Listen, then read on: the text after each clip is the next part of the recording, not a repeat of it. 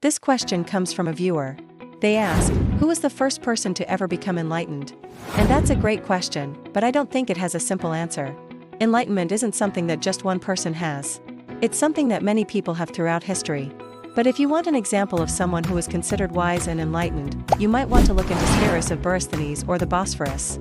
He was a Stoic philosopher who lived in the 3rd century BC in the ancient Greek city of Borysthenes, which is now part of Ukraine. He's known for his book called The Chief Good, which outlines the Stoics' idea of what the good life consists of. According to Seneca, the key to living a good life is to understand what's in our control and what isn't.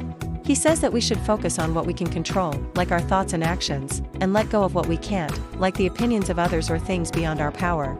Seneca also believed that we should strive to be virtuous and wise, and that we can achieve this by following the example of the gods. He thought that the gods were the ultimate standard of perfection, and that by imitating them, we can become more like them. Now, some people might not agree with everything that Seneca taught, but his ideas had a big influence on other Stoics and on other philosophers after him. In fact, there's a story about how Alexander the Great, the famous conqueror, met with Seneca and asked him for advice on how to live a good life.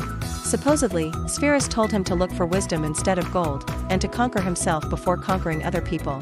If that story is true, then you can probably guess why people considered Seneca to be wise and enlightened. He wasn't perfect, of course. He was just a human being. But he understood the importance of being virtuous and wise, and he tried to live by those standards himself. That's why I think he's a good example of someone who was enlightened. But I want to hear from you.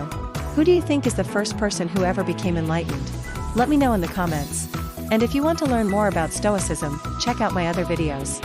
Thanks for watching.